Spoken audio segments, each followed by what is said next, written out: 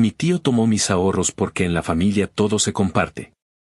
Años después, necesitó un préstamo para su negocio. Le dije que tenía razón. Que en la familia todo se comparte, así que ahora compartiría su ruina. Nací en una familia que confunde cariño con meterse hasta la cocina en la vida de los demás y que usa la palabra familia como una llave maestra para abrir carteras. Pedir favores y perdonar pendejadas que en cualquier otro lado tendrían consecuencias. Crecí en un barrio cualquiera de un estado del sur de Estados Unidos donde el verano se pega a la piel como aceite caliente y la gente no se mide para opinar de lo que no paga.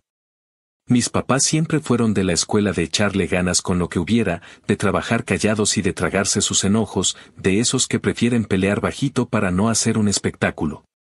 En el centro de todos los enredos estaba mi tío, el hermano menor de mi papá, un cabrón con sonrisa de vendedor de autos usados. Que hablaba como si la suerte le debiera intereses y que llevaba años con un sueño que él llamaba negocio familiar y el resto del mundo llamaba un autolavado a medio morir. Yo, en cambio, era el mocoso flaco que aprendió a contar billetes sudados desde la secundaria porque me empeñé en no cargar con una deuda del tamaño de una hipoteca cuando llegara a la universidad. En el verano en que tenía 16 años, trabajé donde se pudiera, corté césped hasta que la espalda me crujía, lavé platos en un diner que olía a grasa rancia. Saqué basura en un almacén que prometía oportunidades de crecimiento y lo único que crecía era la pila de cajas, y hasta hice turnos de madrugada en una gasolinera donde la cafetera parecía más vieja que la Constitución. Todo por unos ahorros que para cualquiera eran migajas, pero para mí eran la prueba de que se podía hacer algo sin pedirle nada a nadie. Cada semana iba al banco con mi libretita doblada en el bolsillo, con ese orgullo idiota de adolescente que siente que cada depósito es un centímetro menos de miedo. Yo no andaba buscando lujo, yo quería la simple posibilidad de decidir, sin tener que rogarle a nadie, qué clase de vida iba a tener. En mi familia, sin embargo, la línea entre propiedad y comunidad siempre fue una cosa borrosa que se movía de acuerdo con quien necesitara algo esa semana. Mi abuela decía la familia es una sola bolsa, y lo decía con esa ternura manipuladora que hacía que todo mundo se sintiera culpable por pensar en sí mismo. A esa frase mi tío le sacó brillo. Él la repetía como si fuera un salmo y la acomodaba a su conveniencia. Cuando se trataba de pagar cuentas, todos éramos socios. Cuando se trataba de repartir ganancias, mágicamente él era el único accionista. Mi papá, que siempre lo vio como el hermano al que había que darle otra oportunidad, siempre terminaba aflojando, y mi mamá, que tenía un corazón enorme y una paciencia de santo, justificaba con el clásico no es mala gente. Nomás no sabe hacer las cosas. Sí, cómo no. El día que entendí que con ellos la palabra familia era más peligrosa que un contrato mal redactado fue un sábado de finales de verano, con el calor pegando duro y la ciudad oliendo a asfalto recién derretido. Entré al banco con mi mamá para depositar lo que había juntado durante meses, y me atendió una cajera con sonrisa enlatada que te trata como si fueras un trámite con piernas.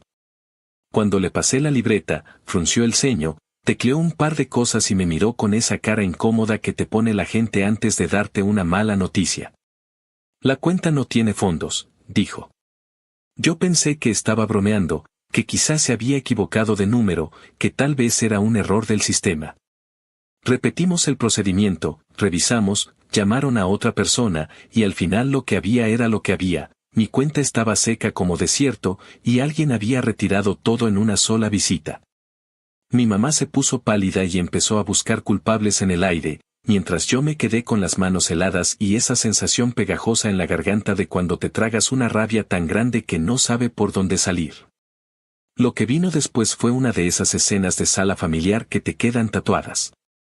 Mi papá, arrugando la gorra entre las manos, dijo que mi tío había explicado que el negocio necesitaba un empujón urgente, que si no se hacía ese retiro rápido se perdía todo, que era por el bien de todos.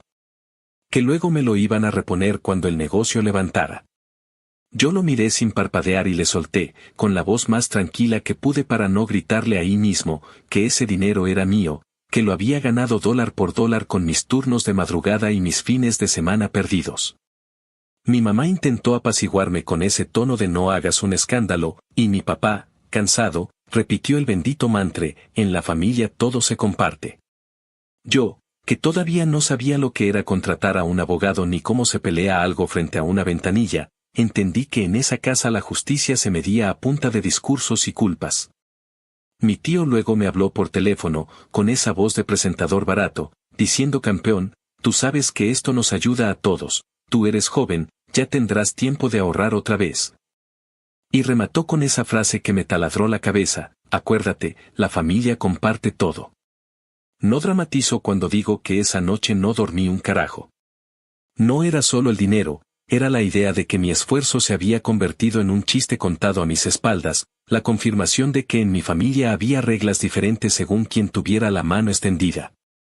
Salí al porche a respirar el aire espeso de la madrugada y me prometí, con la calma rabiosa que te da la humillación, que no iba a olvidar. No dije algún día me vengo como villano de telenovela, lo que me dije, casi en un susurro para no ahogarme en mi propio coraje, fue que si la familia compartía todo, entonces también iba a compartir memoria. Y que yo no iba a poner otra moneda en esa bolsa sin forma. Guardé la libretita vacía en una caja de zapatos, como si fuera una pequeña lápida de cartón, y me puse a trabajar más horas, no para recuperar lo perdido, sino para no volver a estar a merced de nadie. Mi tío siguió con su sonrisa y su autolavado remendado, y el resto de la familia siguió tratándolo como al héroe tercamente optimista que lucha por su sueño. Mientras a mí me empezaron a ver como al amargado que no entiende el valor de la sangre. Pues sí, chingada madre, entendí el valor, entendí que la sangre pesa, pero no paga intereses, y que hay gente que usa Somos Familia como un puto pase libre para meter la mano donde no debe. Esa fue la primera vez que sentí con claridad la frontera entre lo que debía y lo que me exigían, entre el cariño y el abuso, entre el ayúdame y el me lo debes. Y también fue el día en que aprendí a sonreír por fuera mientras por dentro tomaba nota. Porque tal como ellos me tallaron a la mala o en la familia todo se comparte, yo me grabé una respuesta todavía más sencilla: perfecto, compartimos, pero también compartimos las consecuencias. Y si algún día la vida daba vueltas, yo iba a estar listo para devolverles la frase, con intereses y con memoria. Actualización 1. Pasaron los años como se pasa el viento pegajoso en un verano interminable, lento y con una sensación constante de que todo está fuera de tu control. Lo que mi tío hizo con mis ahorros quedó como un recuerdo agrio que nadie en la familia mencionaba en voz alta, pero que todos sabían que estaba ahí, escondido entre conversaciones de sobremesa y reuniones navideñas. Yo, mientras tanto, me encerré en la rutina de estudiar, trabajar y sobrevivir con la obsesión de no volver a ser vulnerable. Con cada dólar que entraba en mi bolsillo venía también la certeza de que nunca más iba a dejar que alguien decidiera por mí. Así fue como, a fuerza de becas, turnos nocturnos y trabajos que me dejaban las manos partidas, logré entrar a la universidad. La universidad fue una mezcla de orgullo y desgaste. Por un lado, sentía la satisfacción de estar cumpliendo con lo que me había prometido aquella noche en que me robaron lo mío. Por el otro, me encontraba cargando un cuerpo agotado, durmiendo poco y comiendo lo que me alcanzaba, que casi siempre eran burritos congelados o café recalentado.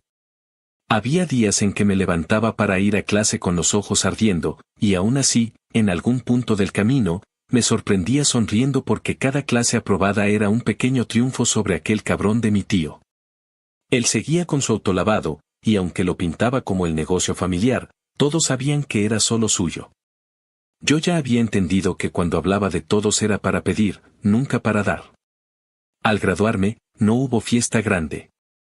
Mi mamá lloró cuando me vio con la toga, mi papá me dio un apretón de mano fuerte como si quisiera decirme que estaba orgulloso pero sin tener las palabras, y mi tío, bueno. Mi tío se apareció con su típica sonrisa de vendedor barato y me dijo que por fin alguien de la familia tenía un título para presumir. Lo soltó con esa entonación de halago envenenado, como si lo que yo había conseguido fuera un lujo y no el resultado de años de desvelos. Esa fue la primera vez que escuché de su boca lo que después se repetiría tantas veces, que yo era el millonario de la familia. No importaba que mi sueldo inicial fuera apenas suficiente para cubrir la renta de un departamento chico y pagar los préstamos estudiantiles. Para ellos, tener un trabajo de oficina, un seguro de salud y no depender de fiar en la tienda ya era un símbolo de riqueza. Me mudé a una ciudad más grande, con tráfico interminable y un clima que no perdonaba, pero con oportunidades que en mi pueblo jamás habría encontrado. Conseguí un trabajo estable en una oficina que, si bien no me hacía rico, me daba cierta tranquilidad. Un cubículo, una computadora, aire acondicionado y un sueldo puntual cada 2 semanas. Nada glamuroso, nada que saliera en revistas, pero para mí era oro. Al poco tiempo, la familia empezó a mirarme como si me hubiera sacado la lotería. Mis tíos, primos y hasta mi abuela me señalaban como el ejemplo de el que la hizo. Algunos lo decían con admiración, otros con una envidia que se les escapaba en las miradas. Yo, por dentro, me cagaba de risa, trabajaba más horas de las que quería, me gastaba medio cheque en renta y seguía pensando 2 veces antes de comprarme un par de zapatos. Pero para ellos yo era el cabrón rico que vivía en la abundancia. Cada vez que volvía a casa en vacaciones, sentía esa tensión en el aire. Mi tío seguía con su discurso de luchador incansable, contando a quien quisiera escucharlo cómo había mantenido en pie su negocio a pesar de la crisis y cómo algún día todo iba a florecer. Nunca decía que lo mantenía a flote pidiendo prestado, sacando favores y metiendo mano en donde podía. Yo escuchaba en silencio, ya no con el mismo coraje adolescente de antes, sino con una paciencia helada, tomando nota mental de cada comentario, de cada indirecta disfrazada de chiste. Él me llamaba el sobrino millonario como quien te clava una espina con sonrisa incluida.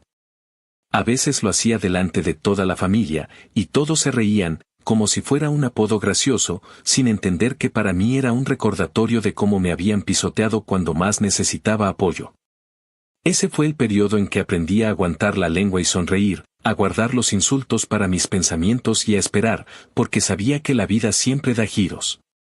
Mientras yo firmaba contratos de arrendamiento, llenaba formularios de impuestos y trataba de no ahogarme entre responsabilidades de adulto, mi tío seguía creyéndose el héroe de una historia que solo existía en su cabeza.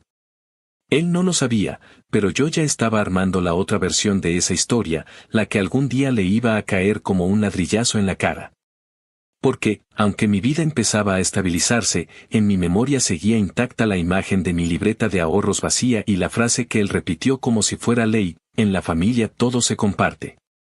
Y yo esperaba con calma, sabiendo que tarde o temprano me iba a tocar devolverle esa misma frase, pero con un sabor muy distinto. Actualización 2. Con el paso del tiempo, la vida se acomodó en una rutina que me resultaba familiar y amarga a la vez, semanas largas de oficina, llamadas con mis papás para revisar que las cuentas estuvieran en orden. Y viajes de regreso al pueblo para esas fechas que nadie se salta aunque jure que no volverá, como el día de dar gracias. La Navidad o algún cumpleaños que se vuelve excusa para reunir a medio árbol genealógico en un patio con hieleras y música mal ecualizada. Fue en esos regresos donde la postura de mi tío se fue encalleciendo. Ya no era el tipo simpático que te vendía humo con sonrisa incluida, ahora hablaba con una mezcla de cansancio y orgullo herido, como si el mundo le debiera una disculpa por no reconocer su genio empresarial. En cada mesa, en cada sobremesa con café aguado y pan del día anterior, soltaba el mismo rosario de quejas, que las cosas están difíciles, que la ciudad se está tragando a los pequeños negocios. Que la gente ya no valora el trabajo honesto. A ese canto le ponía el mismo estribillo: mientras unos se rompen la espalda, otros la pasan sentados frente a una computadora con aire acondicionado. Yo sabía que esa última parte iba dirigida a mí, y lo sabía por la manera en que nunca me miraba directo cuando la decía, como si disfrutara más clavar el dardo por la espalda. Hubo una Navidad que se me quedó pegada como chicle en la suela. La casa de mi abuela olía a ponche y a pino seco, y la sala parecía una tienda de segunda con sillas prestadas de todos los vecinos, cada una más coja que la anterior.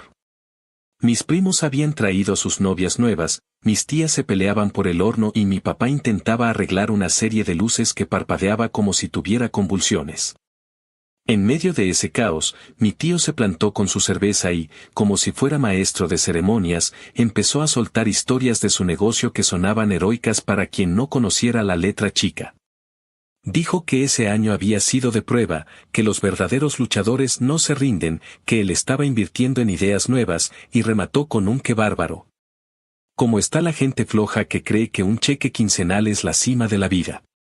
Luego se volteó hacia mí, como quien no quiere la cosa, y soltó ese mote que me quería colgar desde hacía años: que yo era el millonario de la familia porque tenía seguro médico y una silla giratoria. Alguien se rió, alguien más aplaudió apenas con los dedos, y mi abuela dijo que yo siempre había sido muy inteligente, que el trabajo de oficina era trabajo de verdad. Pero le tembló la voz como si pedir respeto por mí fuera un pecado. Yo respiré hondo y contesté con el tono más plano que pude, que a mí nadie me regaló nada, que todo lo que tenía me lo había ganado a pulso, y ahí mismo noté como a mi tío se le tensó la mandíbula. No hizo falta que dijera que en la familia todo se comparte, porque el fantasma de esa frase flotaba como olor a gas. En aquellos años, yo también empecé a notar algo que al principio me daba risa y luego me dio asco: el resto de la familia me había convertido en el banco de los favores por adelantado. No me pedían dinero directamente, eran más sutiles. Me pedían que revisara currículos, que ayudara a encontrar trabajos, que opinara sobre préstamos de auto, que acompañara a alguien a ver un departamento porque tú sí entiendes esos papeles. Yo lo hacía cuando podía, porque no soy un monstruo y porque me importan los míos, pero empecé a poner límites. A veces decía que no, y ese no traía consecuencias. Se hacían comentarios en voz baja, que si me estaba creyendo mucho, que si me había olvidado de mis raíces, que si el aire acondicionado me había enfriado el corazón. Mientras tanto, a mi tío lo seguían aplaudiendo por cada ocurrencia, por cada idea que no llegaba a nada, por cada promesa que pateaba para después. Él era el luchador que se partía la madre por su sueño, yo era el envidioso que guardaba su cheque como si la abundancia me hubiera caído del cielo.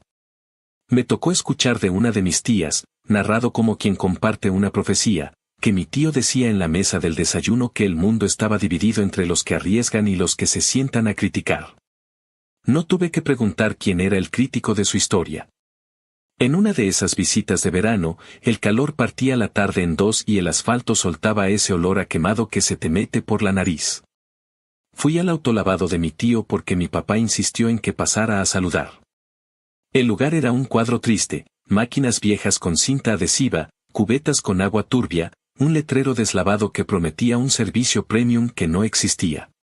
Mi tío me recibió con palmadas en la espalda y me llevó a la parte de atrás, donde había una oficina improvisada con una mesa plegable y una silla que seguro había vivido mejores épocas en alguna escuela pública.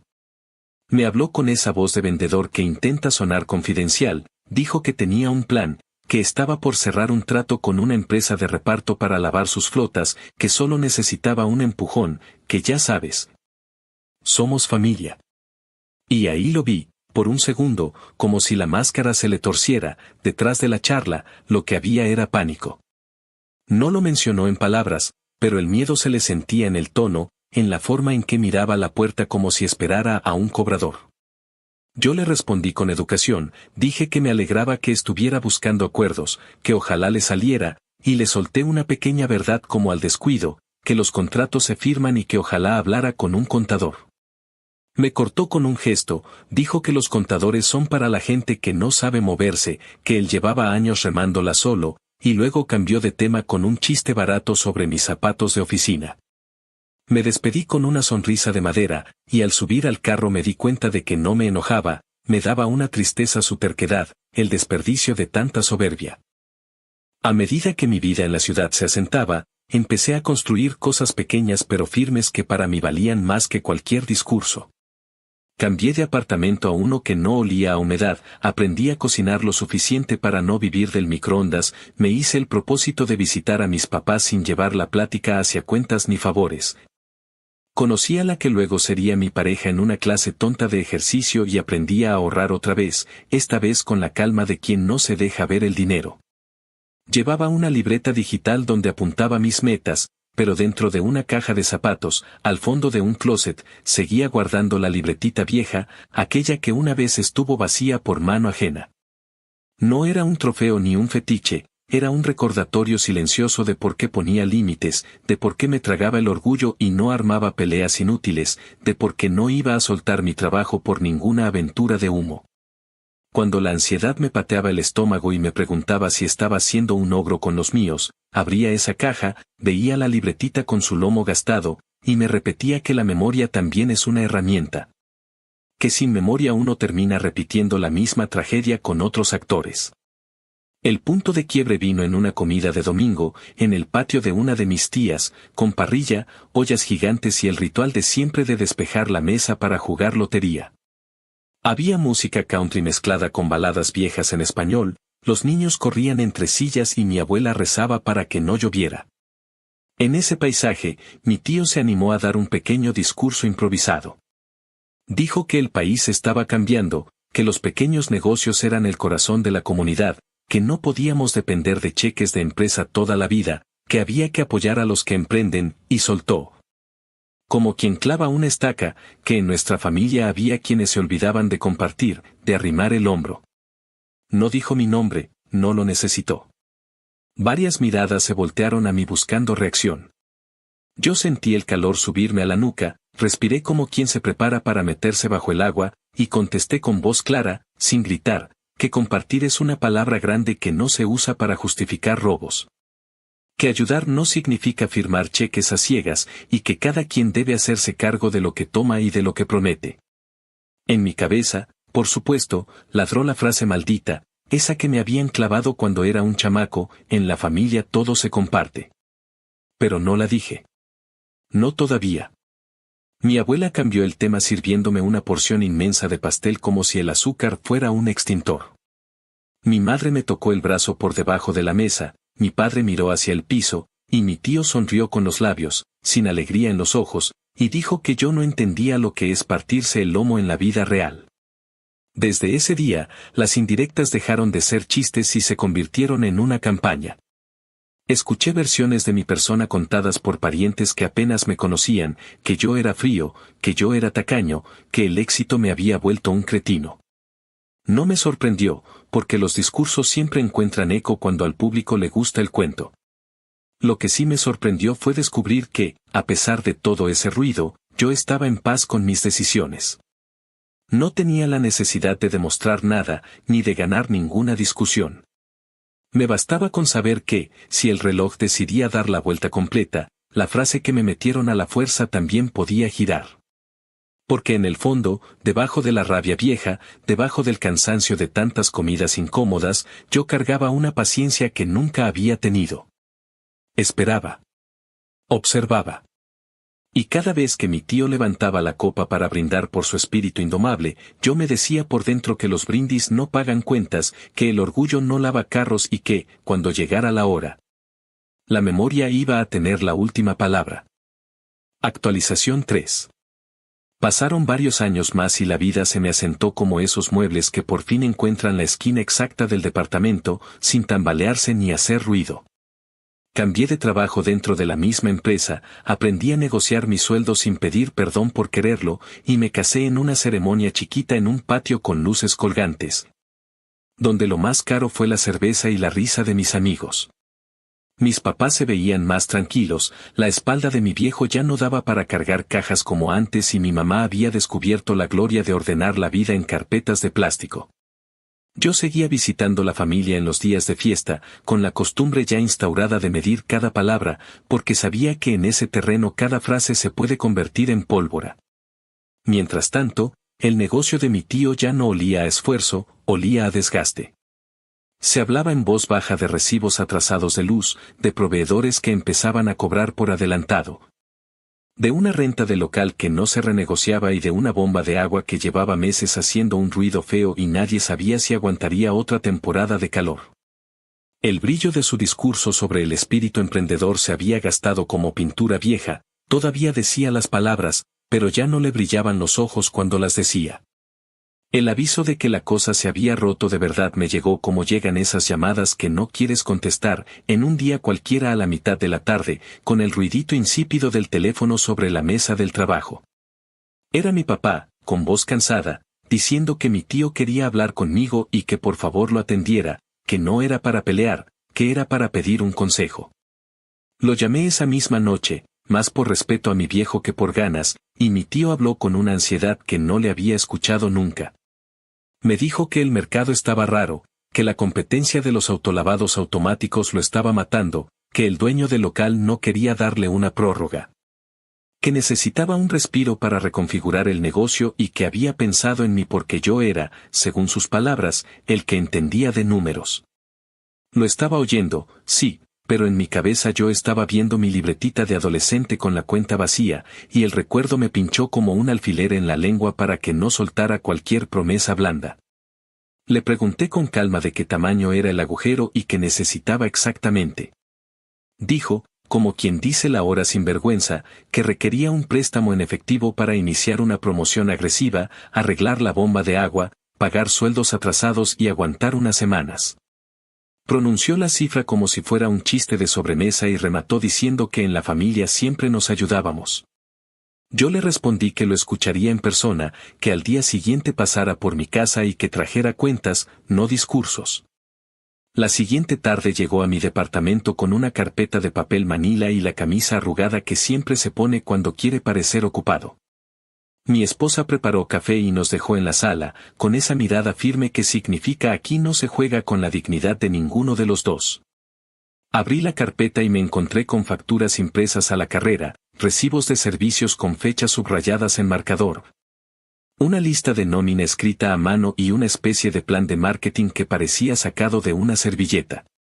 Le pedí que me explicara el flujo del negocio en voz alta y ahí empezó a caerse el teatro.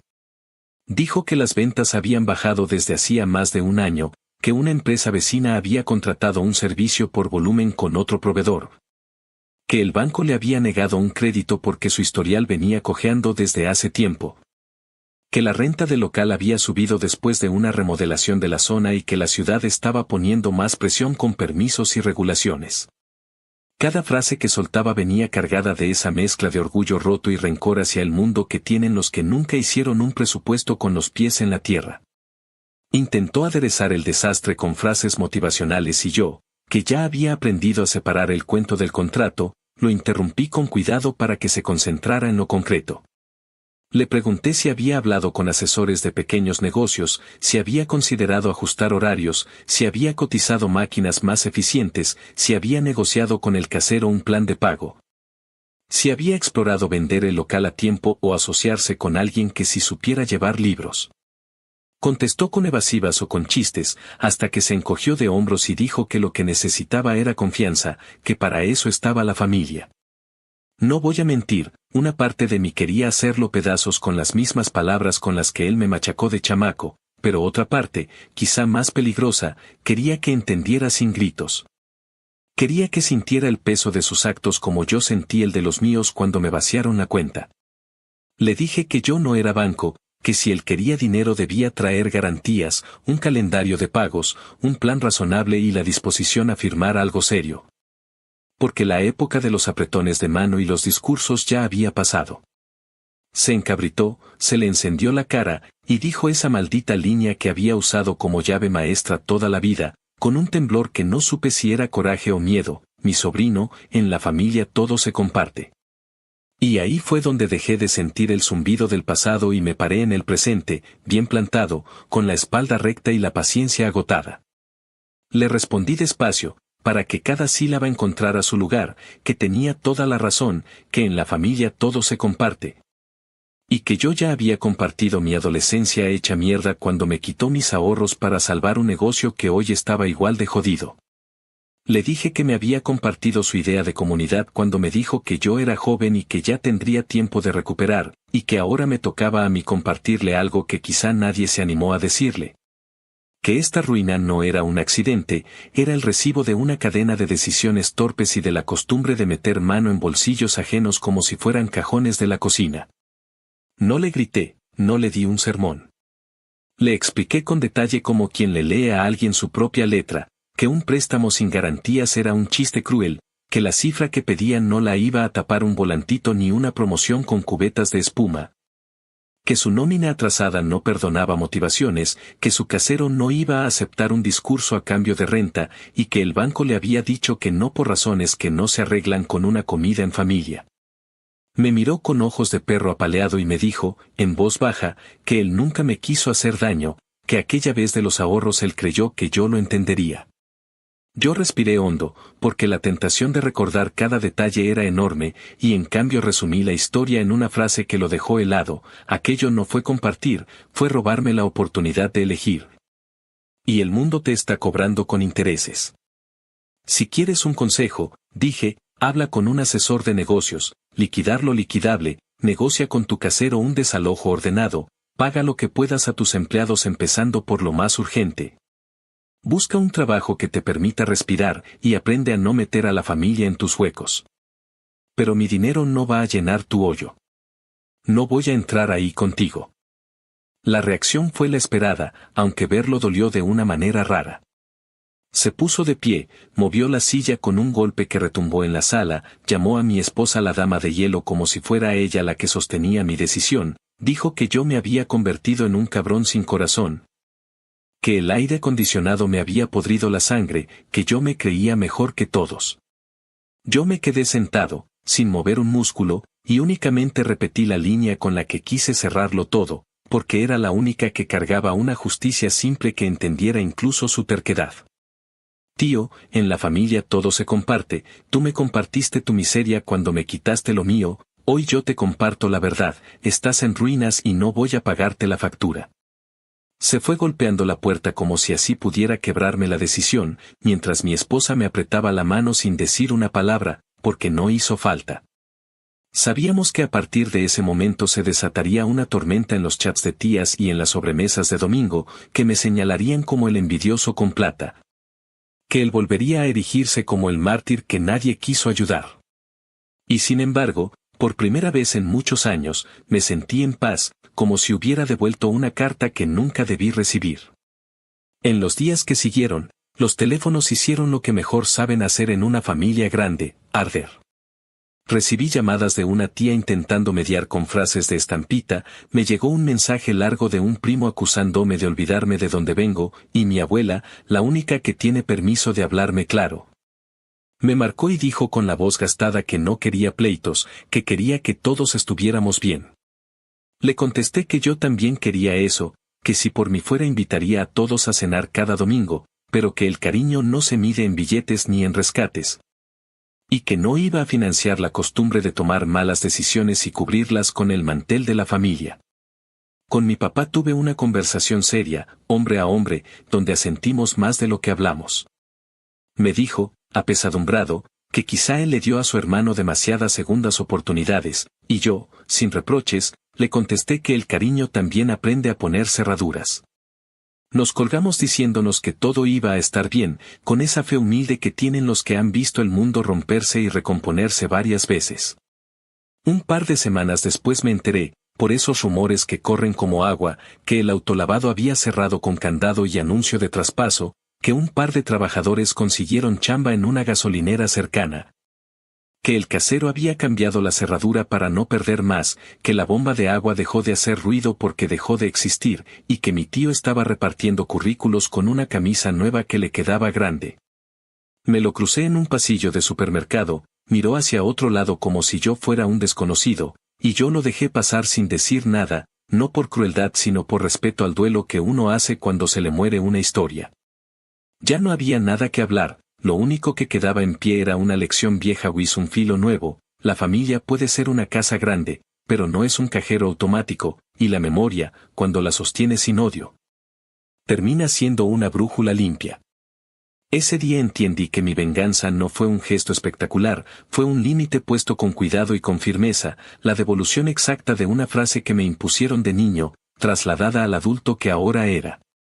Y aunque afuera siguieran llamándome el millonario de pacotilla, por dentro yo sabía que lo único que había hecho era cuidar lo que construí y negarme a volver a entrar en un círculo donde el amor viene empaquetado con deuda. Actualización 4. Pasaron unos cuantos años y el ruido alrededor de la caída del autolavado se fue apagando, no porque la familia hubiera hecho las paces con la realidad, sino porque el cansancio también cierra bocas. El chisme perdió brillo y la costumbre se impuso, la mayoría volvió a su vida, a sus horarios y a sus preocupaciones chiquitas, y el relato heroico de mi tío dejó de llenar salas.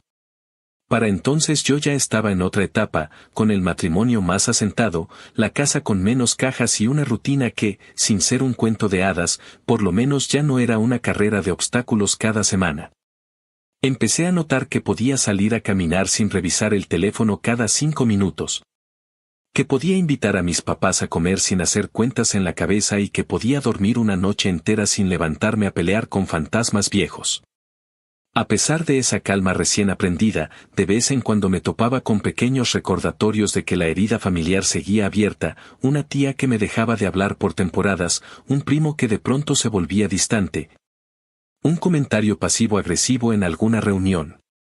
Nada que me quitara el sueño, pero suficiente para sentir la ligera punzada de que, haga lo que haga, para algunos siempre seré el cabrón que no soltó la cartera. Lo inevitable, sin embargo, fue ver a mi tío sin su disfraz de patrón. Me lo encontré un día en el supermercado del barrio, con un chaleco azul y una placa con su nombre. No me vio, o fingió no verme, y yo me quedé un momento observándolo desde la fila de cajas, no con morbo, sino con esa mezcla extraña de tristeza y alivio que te da comprobar que el mundo no se acaba. Que la gente se reacomoda incluso cuando todo se derrumba. Estaba ayudando a una señora mayor a encontrar una batería para un control remoto, y, en su gesto, reconocí algo que en el negocio no vi nunca: paciencia. No voy a romantizarlo, porque el cabrón me jodió cuando yo era un chamaco, pero en ese segundo lo vi más humano que en todas sus peroratas de emprendedor. Aún así, cuando me giré hacia mi carrito y seguí con mi compra, me invadió una calma que no sentí en años. Yo había hecho lo correcto. No había cobrado venganza como quien prende un fuego para ver arder al otro, había puesto un límite clarísimo y dejé que la realidad hiciera su trabajo. Mi venganza fue la memoria aplicada con firmeza, sin gritos, sin espectáculo, y el resultado estaba frente a mí, caminando pasillo arriba con un escáner en la mano. La parte más difícil no fue verlo con uniforme, fue lidiar con la narrativa que se armó a la medida en las sobremesas. Para medio clan, mi tío todavía era el mártir, el luchador que se partió la madre y al que los suyos le dieron la espalda. Ahí entraba yo como el villano con sueldo, el que cambió la sangre por aire acondicionado. A veces, cuando me tenían acorralado en una esquina con un vaso de refresco tibio, me lanzaban preguntas disfrazadas de conversación casual, que por qué no había ayudado un poquito. Que por qué no había negociado algo intermedio, como si la economía se arreglara ofreciendo estampitas y promesas. Yo contestaba con la misma serenidad que me costó años entrenar, que ayudar no es financiar un hoyo, que si fuera por mí todos comerían en mi mesa cada domingo, pero que la dignidad también se defiende diciendo que no. Había quien parpadeaba con sorpresa, como si nunca hubiera considerado que negarse también es un acto de amor propio y, sí, un acto de amor hacia los demás, porque la perpetua salvación a billetazos es puro veneno. Otros, los menos ruidosos, me buscaban aparte para decir bajito que entendían, que ellos también estaban cansados de que la familia fuera una tarjeta de crédito sin fecha de corte. Esas pequeñas muestras de apoyo no me hacían falta para seguir, pero me daban un respiro, una confirmación de que no estaba loco. Mi papá y mi mamá, que siempre intentaron ser el pegamento en una pared húmeda, terminaron aceptando que ese pegamento no alcanzaba para sostener una casa entera. Con mi papá hablé una tarde en su porche, mientras él arreglaba por enésima vez un rociador del jardín que se rehusaba a apuntar al lugar correcto. Me dijo, con esa voz de hombre que al fin se quita peso, que a su hermano lo quería, pero que no iba a volver a poner su nombre para que otro hiciera promesas. No me pidió perdón por aquel despojo de la adolescencia, y no lo necesitaba, me bastó con verlo finalmente decirse a sí mismo que la lealtad sin límites es solo una forma distinta de abuso. Mi mamá, por su lado, dejó de responder a los mensajes incendiarios de mis tías con corazones y versículos y empezó a usar una frase corta que me pareció brillante: no voy a discutir esto por teléfono. Esa negativa a alimentar el drama fue un manto de paz sobre nuestra mesa. Los domingos en su casa volvieron a ser solamente domingos. En la esfera práctica, la caída del autolavado dejó un rastro de asuntos sin cerrar. Un viejo proveedor me llamó por recomendación de un vecino y me pidió que intercediera para que mi tío le pagara al menos una parte. No le prometí nada, pero le di lo único que podía dar sin perder el sueño, un consejo simple sobre a quién acudir para reclamar de forma civil y una lista de recursos gratuitos para pequeñas disputas. No fue por altruismo ni por quedar bien con nadie, fue un intento honesto de que la cuenta se cerrara sin que la mierda llegara a mayores. Mi tío, por su parte, intentó rearmar su relato en nuevos escenarios. Un par de primos me dijeron que ahora hablaba de escribir un manual de supervivencia del pequeño empresario, que quería contar su verdad y cómo lo boicotearon los suyos. Escuchar eso me hizo reír por dentro, no con malicia, sino con la certeza de que cada quien se fabrica la manta con la que puede dormir. Si sacaba ese libro de aire, que lo hiciera, no le debía censura ni aplausos, y la tinta nunca borra las facturas vencidas. Un episodio que todavía guardo como una pequeña pieza de teatro ocurrió en el cumpleaños de mi abuela. La familia reservó el salón de la iglesia, hubo mesas redondas con manteles de plástico y un pastel con letras torcidas. Al momento de los discursos, mi tío pidió el micrófono y se lanzó a recordar la infancia, el trabajo duro, las manos de mi abuelo, el valor de nunca rendirse. No nombró su negocio ni su desmadre, pero el subtexto estaba ahí, colgando como un cable pelado. Yo me mantuve serio, sin cruzar miradas con nadie, y cuando él quiso cerrar con una indirecta sobre los que se olvidan de compartir, mi abuela, que en ese instante fue más sabia que cualquier terapeuta, le quitó el micrófono con un gesto seco y dijo que ya habían soplado suficientes velas para entender que el amor no se mide por la billetera. Fue la primera vez que alguien, que no fuera yo, frenó el tren de su discurso frente a todos. Después de eso, el ambiente se alivianó, alguien puso un bolero, los niños pidieron más pastel y yo pude bailar con mi mamá sin sentir el ojo del huracán detrás de la nuca. Mi tío, reducido a su nueva rutina, empezó a buscar culpables en lugares más pequeños.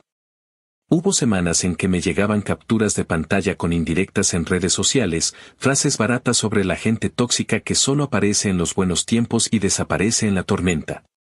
No contesté ni una sola. Aprendí que el silencio planta raíces más firmes que cualquier explicación ingeniosa. Y, con el tiempo, incluso esas indirectas se apagaron, quizá porque descubrió que no dan de comer. Lo que no se apagó fue la etiqueta con la que algunos decidieron presentarme en nuevas conversaciones, el millonario envidioso. Yo, que seguía pagando hipoteca en cuotas y que pensaba 2 veces antes de cambiar de auto, pasé a convertirme en el cuentachistes favorito, el villano perfecto para una historia donde él todavía intentaba salvar a todos. La verdad es que me resbaló. Lo único que me interesaba era que mis padres pudieran envejecer sin sobresaltos.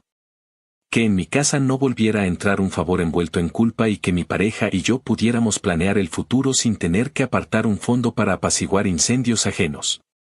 Un día, mientras hacía fila en la oficina de correos con un paquete para mi madre, lo vi de nuevo. Traía su almuerzo en una bolsa de papel, miró alrededor como calculando por dónde le iba a entrar el siguiente turno, y, por un segundo, clavó la vista en mí. No aparté la mirada. No lo desafié, pero tampoco la bajé. Caminó hacia mí con cautela, como si el piso fuera de vidrio, y me soltó una frase que no esperaba escuchar: te deseo que no te falte nada. La dijo sin veneno, sin adornos, y por poco me trago el saludo para no arruinar la rareza de ese momento. Le respondí que esperaba lo mismo para él. No hubo abrazo, no hubo reconciliación. Fue un alto al fuego tácito entre 2 adultos que finalmente aceptaron que no tienen nada más que arrancarse ni que venderse. Cuando salimos, cada quien tomó un camino distinto, y me reí solo en el estacionamiento, no de él, sino de la ironía silenciosa de que, al final, lo único que podíamos compartir sin romper nada era el deseo humilde de que la vida ya no nos jodiera tanto. A partir de ahí, las reuniones familiares se volvieron más sencillas. Dejé de asistir a las que eran claramente trampas disfrazadas de convivencia y me concentré en los cumpleaños de mis papás, en los domingos tranquilos, en las comidas donde la conversación no es un campo minado. Mis tías, que viven de medir el clima de la casa, entendieron que yo no iba a entrar en juegos sucios y que el cuento del tío mártir no iba a reescribirse en mi presencia. A más de uno le cayó la realidad con su propio costo, porque los favores tienen interés, y cuando el banquito del sobrino dejó de prestar, se vieron obligados a hacer fila en los mismos lugares donde yo hice fila de adolescente. No me alegró verlos ahí, no soy un sádico, pero tampoco me dio culpa. Cada quien aprende el alfabeto de la vida con su propia letra, y la mía tiene una regla grande en tinta gruesa: nunca más usar la palabra familia como pasaporte para saquear. Con el tiempo, mi tío dejó de aparecer en cada conversación, como esos personajes secundarios que se van desvaneciendo porque la trama sigue sin ellos. Me enteré de que tomó un curso de gestión básica en un centro comunitario, que cambió de turno para poder dormir un poco mejor, que paga a plazos un par de deudas viejas y que, de vez en cuando, ayuda a su vecina a arreglarle el carro por unas cervezas y una cena. Esa versión suya ya no necesita de mí, ni de mi aprobación, ni de mi billetera, y es la única con la que puedo coexistir sin que me hierva la sangre. Si alguna vez decide escribir ese libro de supervivencia del fracaso, que lo haga, quizá así completa de una vez su duelo. Yo ya escribí el mío en silencio, sin necesidad de papel. La introducción fue aquella libreta vacía de mi adolescencia, el cuerpo del texto fue el límite que puse cuando me vino a tocar la puerta con el cuento de siempre. Y la conclusión la estoy viviendo ahora, en tardes donde puedo tomar café sin mirar hacia atrás esperando el siguiente golpe. Podría decir que cierro esto con una moraleja, pero a estas alturas prefiero una verdad menos pretenciosa y más útil. La familia puede ser un refugio o un arma. Cuando se usa como arma, uno aprende a levantar el escudo del no y a sostenerlo incluso cuando te llamen egoísta, cabrón, ingrato. Yo sostuve ese escudo el tiempo suficiente para ver cómo el ataque perdía fuerza y cómo, sin necesidad de devolver el golpe, la violencia se agotaba sola. Llamen a eso venganza, justicia poética o simple consecuencia, para mí fue, y sigue siendo, la única forma digna de caminar con la cabeza en alto. Y sí, si me preguntan, lo volvería a hacer. Porque todavía escucho esa frase maldita, esa que él escupía con la seguridad del dueño de la verdad, y me da gusto saber que ya no me arrastra ni me culpa. En la familia todo se comparte, perfecto, compartimos también los límites, compartimos la memoria y, cuando hace falta, compartimos el silencio que pone las cosas en su lugar. Actualización final. Con los años que siguieron, lo que en un principio parecía un quiebre temporal se transformó en una grieta definitiva. El negocio de mi tío nunca se levantó, porque no había nada sólido de donde levantarse. Lo que quedó fue un hombre cansado que caminaba con la espalda cargada de excusas, y una familia que aún trataba de hilar la misma narrativa de siempre, él como el luchador incansable que no se rinde. Yo como el pariente cómodo que se volvió frío. Pero en el fondo ya no había pelea, solo la confirmación de que cada quien había escogido un papel en la historia, y el mío, aunque incómodo para muchos, era el único que me dejaba dormir tranquilo. Yo aprendí a vivir con esa etiqueta de millonario envidioso que ellos me habían colgado. Era absurdo porque mi vida estaba lejos de la opulencia, seguía trabajando de sol a sol, pagaba hipoteca como cualquiera y pensaba 1000 veces antes de hacer un gasto grande. Pero en las sobremesas familiares y en los chismes de WhatsApp, esa caricatura mía se repetía hasta volverse verdad para quienes necesitaban un villano que justificara su narrativa. A mí ya no me dolía, porque había llegado a un punto en que comprendí que la opinión ajena no pagaba ni la renta ni la paz mental. Lo único que me importaba era que mi círculo cercano, mi esposa, mis padres, la gente que realmente estaba conmigo día a día, supiera que mi decisión no había sido por egoísmo sino por respeto a mí mismo. Lo curioso es que con el tiempo empecé a notar que mi venganza no fue un acto puntual, no fue aquel momento en que le cerré la puerta al préstamo. Mi venganza fue más lenta, más silenciosa, más efectiva, fue dejar que la realidad cobrara sus cuentas mientras yo construía las mías. Cada vez que lograba ahorrar, cada vez que podía invitar a mis papás a cenar sin miedo a que la tarjeta rebotara, cada vez que llevaba a mi esposa de vacaciones aunque fuera a un sitio modesto. Yo sentía que estaba completando esa revancha contra la idea de que yo estaba condenado a vivir en deuda porque alguien decidió que la familia comparte todo. Y lo mejor era que lo hacía sin pronunciar una palabra, sin necesidad de explicarle nada a nadie. Hace poco me enteré de que mi tío estaba escribiendo lo que él llama un manual de sobrevivencia al fracaso. Una especie de libro casero donde planea contar cómo lo boicotearon, cómo el sistema está hecho para aplastar a los pequeños emprendedores y cómo, según él, hasta su propia familia le dio la espalda en los peores momentos. Cuando lo escuché no me sorprendí ni un poco. En su cabeza esa historia ya estaba escrita desde hacía años, y lo único que estaba haciendo ahora era ponerla en papel. Hubo quien me preguntó si me molestaba, si me daba miedo quedar como el malo en esas páginas. Yo solo me encogí de hombros. Que lo escriba. Que invente lo que necesite. Que se dé el lujo de ser protagonista en un libreto de papel barato. La vida real ya lo dejó desnudo, y eso no lo tapa ninguna tinta. Lo vi de nuevo no hace mucho, en una de esas reuniones inevitables donde todo mundo se ve obligado a coincidir. Ya no era el hombre que hablaba con el pecho inflado y sonrisa de vendedor, era un tipo más callado, de mirada cansada y con el gesto derrotado de quien entendió que ya no hay discurso que lo salve.